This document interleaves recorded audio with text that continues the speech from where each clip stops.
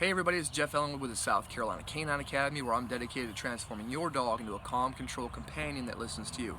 So, crate training, is it bad for your dog? Is it horrible? Is it mean? Is it evil? Why should I even do it? Right? I don't want to imprison my dog. I love it. Okay. I get this a lot, and I understand, and I understand the reasoning for it. Because to us as humans, it doesn't make sense. Like, you'll see all over the internet, oh, the crate is a den. You're like, okay.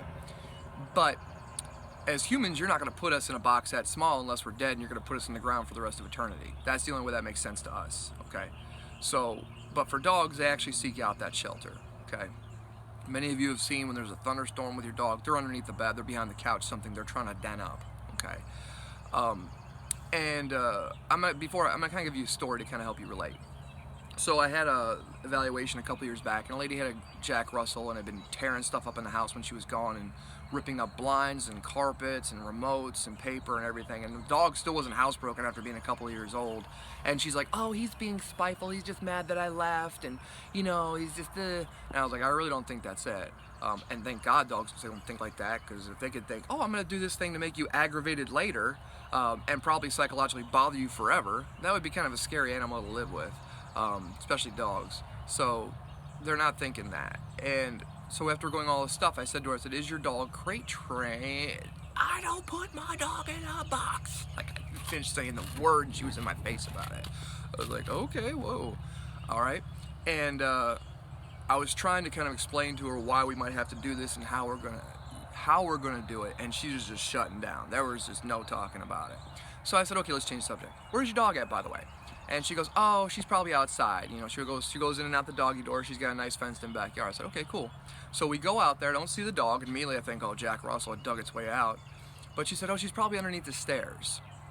So I go around, and the dog is, sure enough, underneath the stairs at the bottom step, and it dug like a 2-foot burrow. The dog had denned itself up. And I go over there, and the dog's looking at me, and she's kind of nervous, like, whoa, what's going on? I said, come here, I want to show you something. And I said, you see where your dog is? She goes, yeah. I was like, does that kind of look like a den?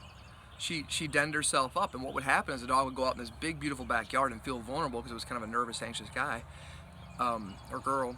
And when she had to go to the bathroom, she went inside and did it because she felt, obviously she wasn't housebroken, but she felt vulnerable, so she didn't want to be outside in the open where a pterodactyl could snatch her up or something. So she'd go inside, and you feel like she had 4 walls and a roof to do it in. Okay, so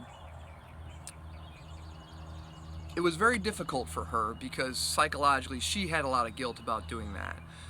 She said she had tried putting the dog in the bathroom, putting it in the laundry room. I said, that's a crate. It's just a bigger crate. You just feel better about it. Psychologically, to the dog, it's the same thing. So with crate training, look at it like this.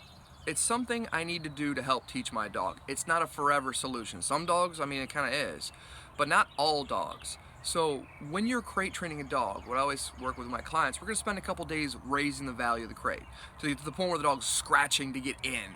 Then after that's good, then we'll slowly extend the time the dog's in the crate while you're there. Because a part of the definition of crate is, I'm here. What people tend to do is they put a dog in the crate and they leave because they feel bad about the crate.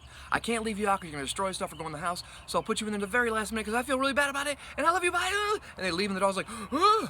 So the dog gets its definition of crate means you're leaving me, right? Plus you get them all hyped up before you left. Then you come home, okay, baby, I'm sorry, right? And now the dog's even more hyper, and you just keep adding to it, and this dog gets this horrible anxiety about the crate.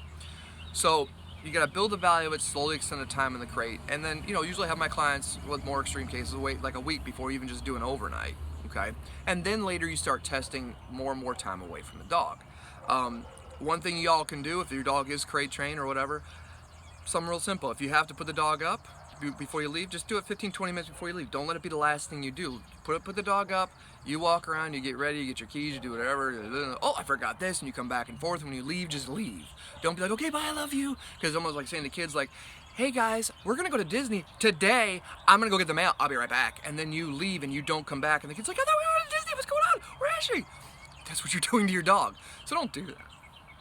So with crate training, you want to have that safe space for your dog. And if you have a more nervous, anxious, fearful dog like we have at home, it's really helpful for him. He struggles with thunderstorms and some other things. Thunderstorm, we put him in there, he's in there, he feels way better. His anxiety is way less because he's covered, he's denned up, he has to worry about the storm. okay? And some people ask me, like, what kind of crate do you like? I like the hard shell plastic ones for a variety of reasons. One of them is if your dog ever gets sick or has an accident for whatever reason, it ate something, it's all contained. Some of the wire crates, you just got a big mess to clean up. And I have a couple dogs that shed real bad. It's nice to have all that hair stay in the crate, just vacuum it out, as opposed to that outline of hair around the outside.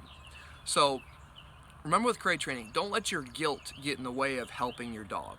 All we're trying to do with a crate is, of course, yeah, housebreak. We're trying to really just control the dog's environment to teach them what we want. Because if we can't control their environment, we can't control what they learn from it, okay?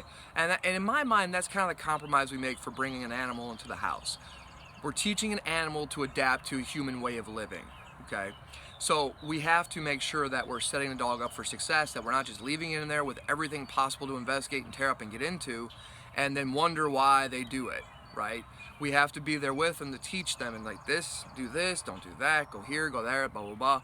Set the dog up for success. So again, going back to crate training, is it bad? If it's done wrong, absolutely. Take the time to teach your dog, work with a professional. There's probably 1,000 different videos on how to do it online. Just take your time. This is not dog racing, this is dog training. Get it right and make it your dog's idea. So I'm Jeff Ellen with the South Carolina Canine Academy. I hope you found this video helpful. I'll try to be a little bit better about putting out more videos. In the meantime, be consistent, be a leader, and be patient. Thanks, have a good day.